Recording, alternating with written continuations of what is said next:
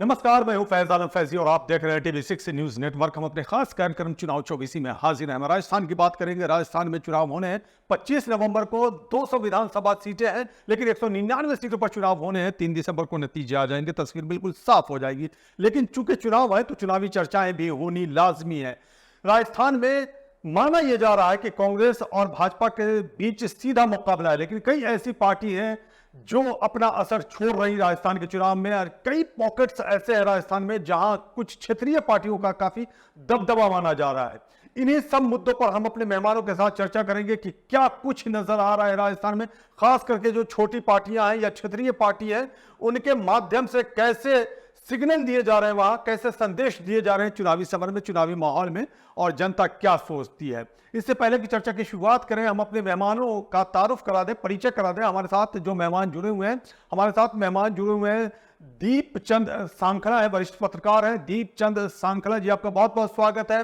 इसके अलावा सरफराज बज़मी है और सवाई माधोपुर से जुड़ गए हैं और ये वरिष्ठ पत्रकार है। सरफराज बज़मी, आपका भी बहुत बहुत स्वागत है। और एक खास मेहमान आजाद समाज पार्टी के राजस्थान प्रदेश महासचिव हैं और इनका नाम है विकास पोसवाल। विकास पोसवाल जी, आपका भी बहुत बहुत स्वागत है। सबसे पहले विकास पोसवाल, आप ही के पास आना चाहेंगे। विकास पोसवाल, आप चुनावी मैदान में, यानी आपकी पार्टी चुनावी मैदान में है और बेनीवाल की जो पार्टी उसके साथ आपका गठबंधन है, क्या कुछ देख रहे हैं वहां आप? इसलिए कि आप पर यह इल्जाम लग रहा है कि आपने जो गठबंधन किया है, आप लोगों ने बड़ी पार्टियों का खेल खराब करने के लिए गठबंधन किया, इस तरह का इल्जाम लग रहा है। लेकिन आप अपने भविष्य को कैसे तलाश रहे हैं राजस्थान में?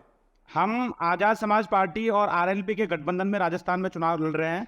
और फैजल साहब, हमारी ऐसी स्थिति है कि हमारे बिना राजस्थान में कोई भी पार्टी सरकार नहीं बना पाएगी। और हमारे जो राष्ट्रीय अध्यक्ष माननीय चंद्रशेखर आजाद जी, उन्होंने घोषणा की है कि आने वाले 25 तारीख को जब मतदान होगा और 3 तारीख को जब रिजल्ट आएगा, तो हमें राजस्थान में जो पिछले 15 साल से जो देखने को मिल रहा है, एक बार कांग्रेस एक बार बीजेपी, ये तीनों इनका खेल खत्म करके अब इस बार हनुमान बेनीवाल जी के नेतृत्व में राजस्थान में सरकार बनेगी। हमारे सत्ता की चाबी आजाद समाज पार्टी और आरएलपी गठबंधन के पास रहेगी। जनता इन दोनों दलों से बिल्कुल उब चुकी है। राजस्थान में तीसरे विकल्प की तो और ध्यान लगा रहे थे। जनता का ये था कि हमें कोई तीसरा विकल्प ऐसा मजबूत मिले जिसको हम चुन सके और इन दोनों दलों के खेल से मुक्ति पा सके। और हनुमान बेनीवाल जी और आजाद समाज पार्टी ने राजस्थान की जनता को तीसरा विकल्प दिया है। मजबूती से चुनाव लड़ रहे हैं और चुनाव जीतेंगे। चलिए, हम आपके पास आएंगे। पहली प्रतिक्रिया जरा इधर से भी ले लें। दीपचंद सांखला, आप क्या देख रहे हैं? छोटी पार्टियों का कैसा असर दिख रहा है राजस्थान में? देखिए, राजस्थान में तीसरा मोर्चा जैसा तो अभी कुछ नहीं बन पाया है, लेकिन स्थिति यही जो विकास हमारे साथी कह रहे हैं कि इनके बिना सरकार नहीं बन पाएगी, मुझे लग ऐसा ही रहा है। पिछली बार भी ये सब मिला के, निर्दलीय मिला के 27 लोग थे और लगभग अभी भी स्थिति यही रहनी है। ये अलग बात है कि इनका आरएलपी और आजाद समाज पार्टी का गठबंधन कितनी सीटें लाते हैं, निर्दलीय कितने आते हैं, बीएसपी कितनी लाती है। एक भारत आदिवासी पार्टी भी है और छोटी और भी पार्टियां हैं, सभी मिला के। सीपीएम के भी पिछली बार 2 थे, इस बार फिर 2-3 लोग होंगे। तो देखना यही होगा कि, और जो आपने कहा कि ये खेल बिगाड़ते हैं, तो खेल बिगाड़ने की गुंजाइश भी मुख्य दलों ने दी है। अगर इनसे संतोष के विरोधी पार्टियों की तरफ से लगाए जा रहे हैं कि ये खेल बिगाड़ने के लिए चुनावी मैदान में, मैंने उसे फॉरवर्ड किया, आगे बढ़ाया है जी। जो इल्जाम लगा रहे हैं वो अपनी तरफ नहीं देख रहे हैं कि ये गुंजाइश क्यों दी। आप ये देखिए, इन तीसरे विकल्प के अलावा भी नोटा को भी खूब वोट मिल रहे हैं। मतलब ग्रामीण कॉन्स्टिट्यूंसी में 3-3, 3.5 हजार वोट पिछली बार नोटा को मिले हैं। आप देखिए, ये भी एक तीसरे विकल्प का ही एक रूप है जी। चलिए, अब सरफराज बज़मी से आपके पास आएंगे। सवाई माधोपुर में है ये। सरफराज बज़मी, आप कैसे देखते हैं? यही सवाल आपके पास मैं लेकर के आ रहा हूं। कैसे देख रहे हैं आप जो छोटी पार्टियां हैं चुनावी मैदान में, क्या असर छोड़ती हैं या किसी का असर बिगाड़ती हैं? TV6 के सभी दर्शकों को बहुत बहुत आदाब, बहुत बहुत नमस्कार। जैसा कि विकास जी कह रहे हैं, उसमें रूप से सत्यता तो नहीं है, लेकिन कि राजस्थान में सही बात तो यह है कि राजस्थान में सीधा सीधा मुकाबला आज भी भाजपा और कांग्रेस में है। लेकिन बहुत सारी ऐसी सीटें हैं जहां ये छोटी पार्टियां अच्छा अपना असर रखती हैं और ये कहना कि ये निर्णायक भूमिका निभाएंगी, मैं समझता हूं, मैं इससे थोड़ा सा डिफर करता हूं।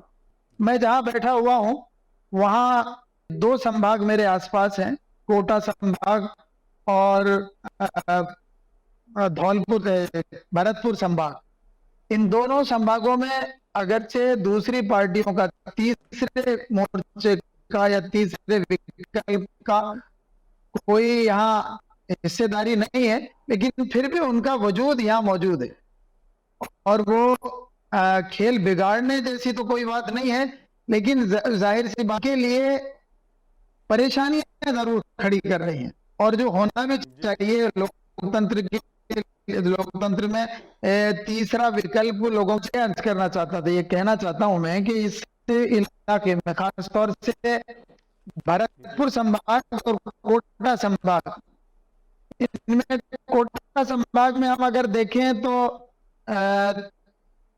कोटा संभाग में खुद कोटा में 6 सीटें हैं, उनमें से किसी पर भी किसी पार्टी का कोई असर नहीं है। हाँ, 2 जगहों पर निर्दलीय जो है वो टक्कर में है। बूंदी में देखा जाए तो वहाँ सरफराज आपने बात करेंगे, विस्तार से चर्चा को आगे बढ़ाएंगे, तब आप विस्तार से बातें कहेंगे, अपनी बातों को रखेंगे। लेकिन हम अपने दर्शकों से बता दें कि हम आपको एक छोटी सी रिपोर्ट दिखाना चाह रहे हैं। आप ये रिपोर्ट देखिए, उसके बाद चर्चा को आगे बढ़ाते हैं। राजस्थान में 25 नवंबर को विधानसभा के चुनाव होने वाले हैं, जिसको लेकर सूबे में चुनावी हलचल काफी तेज है। तमाम राजनीतिक पार्टियां अपने अपने तरीके से मतदाताओं को लुभाने के लिए हर संभव प्रयास कर रही हैं। वैसे माना जा रहा है कि राजस्थान के चुनावी रण में 2 बड़ी पार्टियों भारतीय जनता पार्टी और कांग्रेस के बीच सीधा मुकाबला है। बावजूद इसके ऐसी छोटी छोटी पार्टियां भी चुनावी मैदान में डटी हुई हैं, जिसने अब तक किसी न किसी रूप में अपनी उपस्थिति दर्ज कराई है। या छोटी पार्टियों की उपस्थिति दर्ज होती ना भी दिख रही हो तो कम से कम इतना तो जरूर होता दिख रहा है कि भाजपा और कांग्रेस इन छोटी पार्टियों से इस बात को लेकर डरी हुई है कि कहीं इनके प्रदर्शन से उनका खेल ना बिगड़ जाए। हालांकि राजस्थान के चुनावी मैदान में कई छोटी पार्टियां अपनी किस्मत आजमा रही हैं, लेकिन इनमें से कुछ प्रमुख पार्टियां जननायक जनता पार्टी, राष्ट्रीय लोकतांत्रिक पार्टी, आजाद समाज पार्टी, भारतीय ट्राइबल पार्टी, भारतीय आदिवासी पार्टी, राष्ट्रीय लोकदल पूरी मुस्तैदी के साथ चुनावी मैदान में टिकी हुई हैं। इसके अतिरिक्त और भी बहुत सारी दूसरी छोटी पार्टियां चुनावी मैदान में अपनी किस्मत आजमा रही हैं। हालांकि आम आदमी पार्टी, जिसे हाल ही में राष्ट्रीय पार्टी का दर्जा प्राप्त हुआ है, ने भी चुनावी मैदान में अपने उम्मीदवारों को उतार रखा है। जब इतनी सारी छोटी पार्टियों की चर्चा हो रही है तो फिर इनके बीच बड़ी हैसियत रखने वाली पार्टी बहुजन समाज पार्टी का जिक्र ना करना भी राजस्थान के संदर्भ में बड़ी भूल हो सकती है। हाँ, इसमें एक नाम और जोड़ा जाना जरूरी हो जाता है और वो है असदुद्दीन ओवैसी की पार्टी ऑल इंडिया मजलिस-ए-इत्तेहादुल मुस्लिमीन। इसने भी चुनावी मैदान में अपने उम्मीदवार उतार रखे हैं। 2018 के विधानसभा चुनाव पर निगाह डाली जाए तो भले ही तब कांग्रेस और भाजपा के बीच हार जीत का फैसला हुआ था, लेकिन इस हार जीत में छोटी पार्टियों ने अहम किरदार अदा किया था। जैसे 2018 में मायावती की बहुजन समाज पार्टी ने लगभग 4% वोटों के साथ 6 सीटों पर जीत का पताका लहराया था, जबकि हनुमान बेनीवाल की पार्टी राष्ट्रीय लोकतांत्रिक पार्टी ने तकरीबन 2.4% वोटों के साथ 3 सीटों पर जीत दर्ज कराई थी। कुल मिलाकर छोटी पार्टियों ने 2018 में 14 सीटों पर जीत दर्ज करने में कामयाबी हासिल की थी। ऐसे में राजस्थान के चुनावी समीकरण को देखते हुए छोटी पार्टियों के असर से इनकार कर पाना सबसे बड़ी भूल हो सकती है। अब जबकि राजस्थान विधानसभा चुनाव में कुछ ही दिन बचे हैं, तो इन छोटी पार्टियों के चुनावी अभियान का मतदाताओं पर कितना असर पड़ता है, इसे नतीजों में देखना दिलचस्प होगा। राजस्थान में भले ही 25 नवंबर को मतदान होने हैं, लेकिन इसके लिए 3 दिसंबर तक इंतजार करना होगा, मतलब नतीजों तक। Bureau report TV6 news network. तो चलिए, आपने ये रिपोर्ट देख ली और हम सीधे चलते हैं फिर से विकास पोसवाल के पास। जी विकास, क्या कहेंगे आप? आपने कहा कि तीसरा विकल्प लेकर के आप वहां आए हैं, जरा ये बताएं ताकि दर्शक हमारे समझ सके, खास करके जो राजस्थान में लोग देख रहे हैं वो भी ये समझ सके कि आप कितनी सीटों पर चुनाव लड़ रहे हैं और बेनीवाल जी की जो पार्टी है RLP राष्ट्रीय लोकतांत्रिक पार्टी, वो कितनी सीटों पर चुनाव में है? देखिए, हम 63 सीटों पे चुनाव लड़ रहे हैं, आजाद समाज पार्टी के प्रत्याशी, और लगभग 70 के लगभग RLP के प्रत्याशी लड़ रहे हैं। तो 150 सीटों के लगभग हमारा इस बार हम चुनाव मैदान में हैं। और बख्शी साहब जो भरतपुर के लिए बोल रहे हैं, मैं तो हुआ नहीं ना। अगर 70 सीटों पे आरएलपी है और आजाद समाज पार्टी 63 सीटों पे है तो 133 सीटें हो गई, तो ये 150 भी नहीं हुआ, तो फिर कैसे तीसरा विकल्प आप दे पाएंगे वहां? देखिए, पिछले 2 बार से कांग्रेस की सरकार जो बन रही है वो निर्दलीय और बसपा के सहयोग से बन रही है। इस बार बसपा का यहाँ कोई वजूद है नहीं। बसपा के प्रत्याशी पहले जीतने के बाद छोड़ के जाते थे, इस बार टिकट ले लेके ही छोड़ के चले गए। मैं आपको तिजारा का उदाहरण देता हूँ, जहाँ पहले बसपा ने टिकट दिया इमरान जी को, वो इमरान जी छोड़ के कांग्रेस में चले गए, कांग्रेस से टिकट ले लिया, और फिर दोबारा वहाँ एक हेमकरण जी को बसपा ने टिकट दिया, बसपा का वो टिकट आप बाबा बालकनाथ के समर्थन में बैठ गया। तो बसपा वहाँ विकल्प नहीं है। अब इस समय आजाद समाज पार्टी बहुजनों के लिए एक विकल्प है और उसकी तरफ लोग बहुत उम्मीद से देख रहे हैं। तिजारा में हमने बाबा बालकनाथ को बिल्कुल फंसा रखा है चुनाव में। हमारा और उनका उद्मीराम पोसवाल जी हैं जो वहाँ से चुनाव लड़ रहे हैं। तो बाबा के जो बुलडोजर हैं जो यूपी से राजस्थान की तरफ आ रहे हैं, उनको वहाँ हमने राजस्थान बॉर्डर पे पूरी मजबूती से रोकने का प्रयास किया है। 150 सीटों के लगभग हम चुनाव लड़ रहे हैं, 130, 35, 40 सीटें, और परिणाम ऐसे होंगे कि आप पश्चिम में आप जाके देखिएगा तो हनुमान बेनीवाल जी का बहुत जबरदस्त क्रेज वहाँ लोगों के अंदर है वहाँ। और जब यहाँ किसान और कमेरे वर्ग का जब गठबंधन होता है तो बहुत सारे परिणाम अब इस बार चौंकाने वाले आएंगे, जो आप सब लोग परिणाम के दिन देखेंगे कि किस तरीके से परिणाम बदलते हैं इस बार राजस्थान में। चलिए, किस तरह से परिणाम बदलते हैं वो तो 3 दिसंबर को बिल्कुल स्पष्ट रूप से दिखाई देगा। जी दीपचंद, आपने देखा कि क्या कहना है विकास पोसवाल जी का, क्या ऐसा वाकई लग रहा है? चूंकि ये कह रहे हैं कि तीसरा विकल्प लेकर के वो आने की कोशिश में है, हालांकि वो 150 के नीचे ही चुनावी मैदान में है, सीट की बात हम कर रहे हैं। तीसरे विकल्प जैसे तो बीएसपी का तो पूर्वी राजस्थान में बीएसपी का असर रहा है, पश्चिमी राजस्थान में आरएलपी का असर रहा है, खास करके शेखावटी का इलाका जो है वहाँ आरएलपी का असर रहा है। उसके बाद और भी दूसरी छोटी छोटी पार्टियां हैं, बीटीपी है, उसके बाद बीएपी है, ये तमाम ऐसी पार्टियां हैं, आरएनडी है, राष्ट्रीय लोकदल, और उसके अलावा आम आदमी पार्टी चुनावी मैदान में है, और भी आम आदमी पार्टी के अलावा भी बहुत सारी छोटी पार्टियां चुनावी मैदान में। पिछली बार 2018 में टोटल 14 सीटों पर ये तमाम जो छोटी पार्टियां हैं या निर्दलीय भी कह सकते हैं, इन्होंने जीत दर्ज की थी इन 14 सीटों पर। आप किस हद तक सहमत है कि 2018 के ही नतीजों को दोहराया जाएगा, या जिस तरह से ये पोसवाल जी दावा कर रहे हैं उसमें कुछ दम दिखाई दे रहा है, या फिर सीधे सीधे कांग्रेस वर्सेस और भाजपा का मुकाबला है और इन्हीं दो पार्टियों के बीच में जनता को फैसला करना, आपसे अगर पूछा जाए तो? देखिए, मोटा मोटा मुकाबला तो बीजेपी और कांग्रेस के बीच ही है। जैसा कि विकास कह रहे हैं कि जिस इलाके में बीएसपी का असर था वहाँ आजाद समाज पार्टी ने अपनी जगह बनाई है, और उत्तर पश्चिमी राजस्थान में एक बहुत बड़े इलाके में आरएलपी का भी असर है। इसके बावजूद तीसरा विकल्प ये बन पाएंगे ऐसा नहीं लगता है। खेल बिगाड़ने और कुछ अपने उम्मीदवार जिताने में जरूर सफल होंगे, और खेल बिगाड़ना मैं इस शब्द को काम में नहीं लेना चाहता हूँ, लेकिन मतलब चाहे कांग्रेस के उम्मीदवार को नुकसान पहुंचाएंगे या भाजपा के नुकसान पहुंचाएंगे। तो कुल मिला के पिछली बार ये लोग 27 थे सर, ये बाद में कांग्रेस में भले ही चले गए, लेकिन इस बार भी ये नहीं ले रहेंगे। इससे ज्यादा भले जो कम होने की गुंजाइश मुझे नहीं लगती। इसलिए मुझे लगता है कि क्लियर कट मेजोरिटी भाजपा और कांग्रेस दोनों को मिलना मुश्किल है, और इन्हीं लोगों के साथ मिलके किसी न किसी को सरकार बनानी होगी। मतलब इन लोगों की भूमिका है वो जो एक बार याद आपको दीपचंद, थोड़ा सा हट के एक चीज याद मुझे आ गई। प्रधानमंत्री ने कहा था, न खेल अब न खेले देव, खेलिए बिगाड़ देव, ये बात कही गई थी। क्या कुछ ऐसा ही नजर आ रहा है दीपचंद?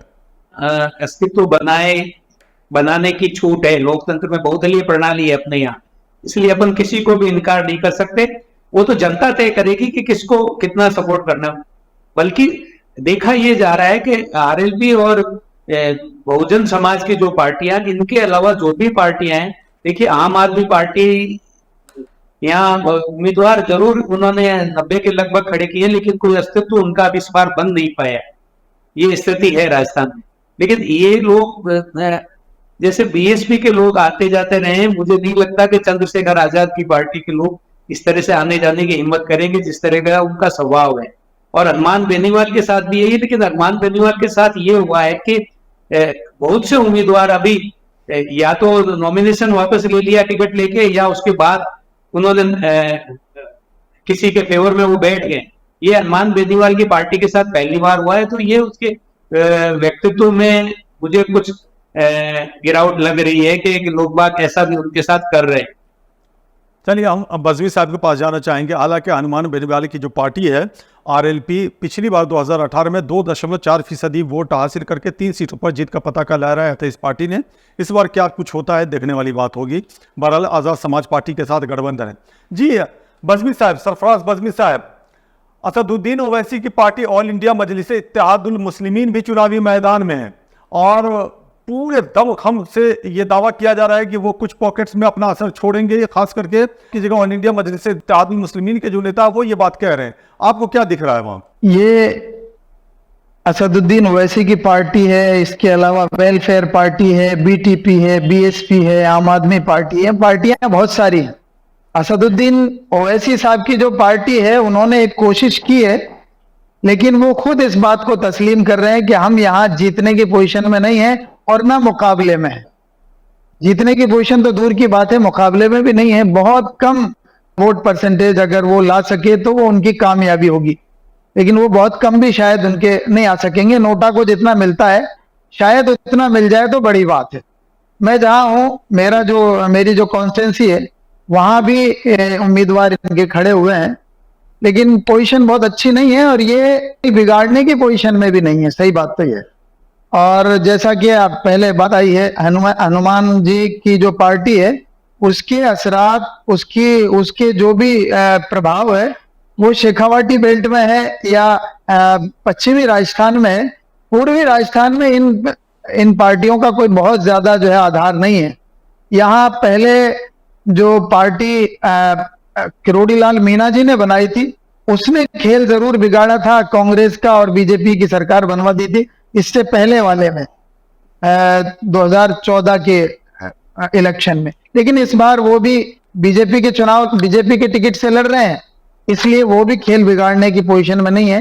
सही बात तो ये है कि ये छोटी पार्टियां यहाँ सिर्फ अपने वजूद के लिए लड़ रही हैं। आम आदमी पार्टी हो या भावापा हो, एरापा हो, बीटीपी हो, बीएसपी हो, आम आदमी पार्टी हो, लेकिन हम पूरी तरह से इनको नकार भी नहीं सकते कि इनका वजूद भी लोकतंत्र के लिए बहुत जरूरी है। लेकिन ऐसा मेरा मानना है। साहब, आपको याद होगा 2018 में बीटीपी ने, यानी कि भारतीय ट्राइबल पार्टी ने 2 सीटों पर जीत दर्ज कराई थी। हालांकि ये दोनों विधायक चले गए थे, फिर उन्होंने अलग पार्टी बना लिया था और भारतीय आदिवासी पार्टी बना ली थी इन लोगों ने। अब क्या बीटीपी का वो असर है? हालांकि ये गुजरात की पार्टी है ऐसा कहा जा रहा है और कुछ इलाकों में, कुछ पॉकेट्स में, खास करके दक्षिणी राजस्थान में इनका कुछ प्रभाव है, तो क्या कुछ अभी नजर आ रहा है ऐसा? बांसवाड़ा और डूंगरपुर के इलाके में जो जिन लोगों से बातचीत हुई है वो लोग ये बताते हैं कि वो पहले वाली पोजीशन नहीं है। जमींदार पार्टी पहले इधर हुआ करती थी गंगानगर साइड में, वहां भी इस बार उनका कोई बहुत ज्यादा असरात जो है नजर नहीं आ रहे हैं। और बीटीपी का भी पहले वाली पोजीशन नहीं है, सीधी सीधी टक्कर लग रही है। आज की पोजीशन ये है। विकास पोसवाल जी, आप जितनी सीटों पर चुनाव लड़ रहे हैं गठबंधन के साथ, आपने खुद बताया कि आप लगभग 63 यानी 63 सीटों पर चुनावी मैदान में हैं और 70 के आसपास जो आरएलपी है, राष्ट्रीय लोकतांत्रिक पार्टी, बेनीवाल जी की पार्टी है, वो चुनावी मैदान में। कुल मिला के 130-40 के आसपास ये आंकड़ा बनता है। अगर आपसे इसको नतीजे में कन्वर्ट करके पूछा जाए कि कितनी सीटें आप प्राप्त कर लेंगे, यानी आपके गठबंधन को कितनी सीटें हासिल होंगी, क्या जवाब देंगे आप? लगता तो हूँ नहीं, जनता के बीच में हम हैं, जनता हमारे पक्ष में है। रैलियों में कल मैं महुआ था, कल मैं गंगापुर सिटी था, जहां हमने 9 बजे रात को एक सभा को संबोधित किया। हेलीकॉप्टर 5 बजे हम बांदीकुई छोड़ के, अंधेरा होने की वजह से उड़ नहीं पाए। उसके बाद में भी वहाँ 9 बजे मैंने जो जनता का उत्साह और रुझान देखे, वहाँ हजारों की संख्या में लोग मोबाइल की लाइट जला के रुके हुए थे। गंगापुर में एक ऐतिहासिक मीटिंग हुई। महुआ जो विधानसभा है वहाँ हमारे उम्मीदवार ने 20,000 से ऊपर की एक बहुत बड़ी सभा की। तो मुझे लगता है कि चाहे कुछ भी हो, लेकिन इस बार जनता ने मन बना लिया है कि बीजेपी और कांग्रेस दोनों को सत्ता से हटाना है और चाबी इस बार जो हमारा गठबंधन है आजाद समाज पार्टी आरएलपी का, उसके पास आने वाली है। इसके बिना कोई भी सरकार में नहीं आ पाएगा। इतना मैं आपको अपने दावे के साथ। आप किंग नहीं किंग मेकर बनने वाले हैं, ये आपका दावा है? जी जी जी जी। अच्छा, तो मतलब पहले से आपने टारगेट कर रखा है ये। अगर ऐसी सिचुएशन बन जाती है, ऐसी सिचुएशन डेवलप हो जाती है राजस्थान की पॉलिटिक्स में नतीजों के बाद, तो आप फिर क्या करेंगे, कहाँ जाएंगे? अगर किंग मेकर भी बने, अगर मान लीजिए भाजपा को जरूरत पड़ी, फिर क्या करेंगे आप? कांग्रेस को जरूरत पड़ी, क्या करेंगे आप? जरा स्पष्ट कर दे। हमारी जरूरत पड़ेगी लोगों को, हमको किसी की जरूरत नहीं पड़ेगी, लोग हमारे पास आएंगे, जिसको जरूरत होगी वो सरकार हमारे पास बनाने आएगा। की लेकिन जरूरत पड़ती है ना पार्टियों की, अगर सीटें कम होती हैं तो ऐसे भी जरूरत दूसरी पार्टी की भी पड़ती है। ये तो लोकतांत्रिक व्यवस्था है। नहीं, जिसको जैसे देखिए, कम सीटें आने के बाद में भी आपने देखा महाराष्ट्र के अंदर शिवसेना ने सरकार बनाई और समर्थन अन्य दलों ने, जो बड़ी पार्टियां थी, उन्होंने दिया। हम यहाँ सरकार में रहेंगे, सरकार का जो कमान है वो हमारे पास रहेगी। हम चाहते हैं कि हनुमान बेनीवाल जी इस समय राजस्थान के चीफ मिनिस्टर बने और सरकार जो भी सहयोग जिसको चाहिएगा वो हमारे पास आएगा, हम किसी के दरवाजे पर नहीं जाएंगे। अगर भाजपा आई, ऐसी सिचुएशन बन गई, अगर भाजपा आई, क्योंकि हालांकि ये तो सवाल अगर मगर का है, लेकिन राजनीति में अगर मगर के ही सवाल पूछे जाते हैं। समान विचारधारा वाले दलों से ही कोई समझौते की प्रश्न पैदा होता है। भाजपा हमारी विचारधारा से बिल्कुल मेल नहीं खाती है। भाजपा जैसे गठबंधन का या भाजपा के साथ मिलने का कोई प्रश्न ही पैदा नहीं होता। और मैं तो आपसे दावे से कह रहा हूं कि हम सरकार में आएंगे, आजाद समाज पार्टी आरएलपी का जो गठबंधन है वो सरकार चलाएगा राजस्थान के आने वाले समय में। आप समर्थन कहीं से लेंगे? जी जी जी। अच्छा, समर्थन। अच्छा, ये बताएं पोसवाल जी, जिस समाज की आप वकालत करते हैं, जिस समाज को लेकर के आप सियासत करते हैं, राजनीति करते हैं, खास करके दलित समाज की हम बात कर रहे हैं, क्योंकि बहुजन समाज पार्टी भी इसी मुद्दे को लेकर के आगे बढ़ी थी और बढ़ने की कोशिश भी कर रही है, और आज़ाद समाज पार्टी भी इसी मुद्दे को आगे लेकर के बढ़ने की कोशिश कर रही है। ये इस समाज के बारे में, खास करके दलित समुदाय की हम बात कर रहे हैं, उस समाज की बात कर रहे हैं कि वोटर्स जो है वो कंफ्यूज हो जाते हैं। मैंने एक बार और शो में ये सवाल किया था और आपसे जान लेना इसलिए जरूरी है क्योंकि आप उसी पार्टी से ताल्लुक रखते हैं जिस पार्टी का ये दावा है कि वो उस समाज की आवाज़ को बुलंद करना चाह रहे हैं। तो बहुत कंफ्यूज हुआ है, इस तरह के जो वोटर्स हैं बहुत कंफ्यूज हैं, वो क्या करें, कहाँ जाए, किसे वोट दें। क्या आपको भी लगता है कि ये कंफ्यूजन वाकई है, और अगर है तो फिर आप इसे दूर करने के लिए कैसी कोशिशें कर रहे हैं? नेता और नीति के पीछे जनता होती है। मान्यवर कांशीराम साहब ने बहुजन हिताय, बहुजन सुखाय के नाम और विचारधारा को आगे लेकर पार्टी को बढ़ाया था। एक जिन लोगों के लिए, जिनके पास रहने के लिए घर नहीं था, उन लोगों के लिए बसपा के रूप में एक राजनीतिक दल का विकल्प उन्होंने पैदा किया था। लेकिन जब माननीय कांशीराम साहब चले गए तो उसके बाद में उनके विचार और उनकी विचारधारा को परिवर्तित करके उसे पार्टी ने उस नारे को ही बदल दिया, उसे सर्वजन हिताय सर्वजन सुखाय का नारा देने लगे। और जिन लोगों के पास पहले से महल मौजूद थे उन्हें उस झोपड़ी पे भी कब्जा करने के लिए बुला लिया गया। अब उस झोपड़ी से, जो झोपड़ी मान्यवर कांशीराम साहब ने गरीबों के लिए बनाई थी, उस झोपड़ी से उन्हें निकालकर वहां चौकीदार बिठा दिए उन लोगों ने जिनके पास बड़े बड़े महल थे। तो अब दोबारा मान्यवर आजाद समाज पार्टी के राष्ट्रीय अध्यक्ष मान्यवर चंद्रशेखर आजाद जी ने एक नया विकल्प दिया है। फिर उन पिछड़े तबके के दलित, आदिवासी लोगों के लिए, बहुजन समाज के लोगों के लिए एक विकल्प पैदा किया है और उनके लिए एक फिर नया घर बनाया है। और उस घर में वो अपने आप को महफूज समझ रहे हैं। और माननीय चंद्रशेखर आजाद जी उनके मुखिया हैं, उनका लीडर है। पूरे देश के अंदर मुखर आवाज है। जहां भी जिस भी दलित, पिछड़े, आदिवासी के ऊपर कोई भी अन्याय अत्याचार होता है वो वहां जाते हैं, संघर्ष करते हैं, लड़ते हैं। आज पूरे देश में उनका नाम है।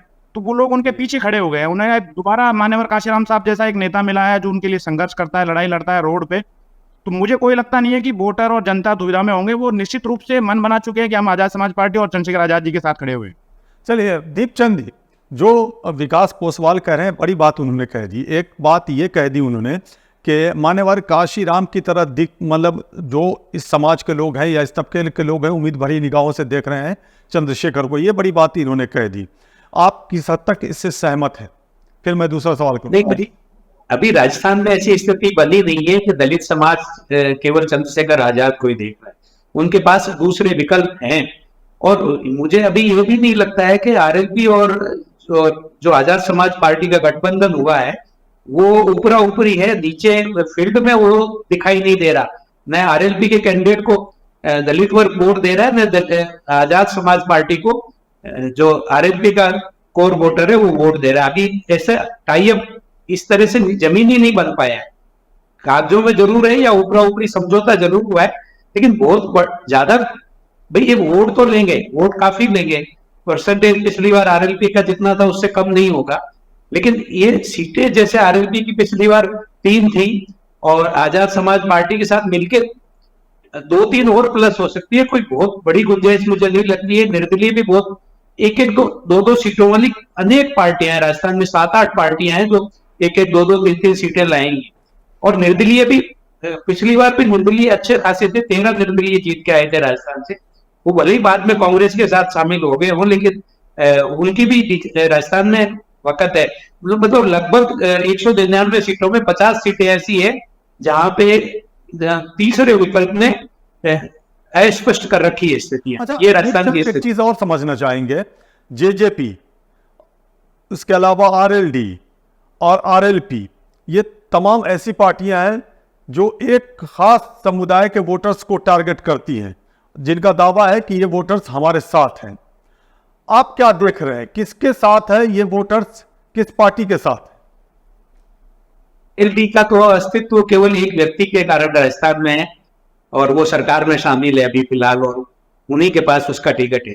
जेजेपी जरूर जो ये गंगानगर, हनुमानगढ़ और बीकानेर, झुंझुनू, चूरू का इलाका है हरियाणा से लगते हुए, उसमें वो अपने वोट बना सकती है, लेकिन खेल बिगाड़ने और सीट निकालने की स्थिति में नहीं है। सीट निकालने की स्थिति में अभी भी उस समुदाय की जो 3 पार्टियां हैं उनमें हनुमान बेनीवाल की आरएलपी ही है जो हो सकता है कि कुछ करें। और हमें ये भी लगता है कि जो जादू पिछले चुनाव तक था हनुमान बेनीवाल का, उसमें कुछ शिथिलता आई है, लोग बागों ने समझना शुरू कर दिया है। तो एक्चुअल में जिस समाज की ये पार्टियां हैं वो सत्ता के समीकरण को साधना बहुत अच्छे से जानते हैं और इस तरह से वो वोट अपना खराब नहीं करते। हमारे यहाँ कहा जाता है कि वोट हनुमान खराब बेनीवाल फिर भाजपा के साथ जा सकते हैं, पिछली बार तो चले गए थे, हालांकि फिर वापस आ गए, तो क्या ऐसा हो सकता है फिर से? नहीं, कोई किसी के साथ भी जा सकता है, इसके लिए कोई गारंटी नहीं है, क्योंकि जा चुके हैं।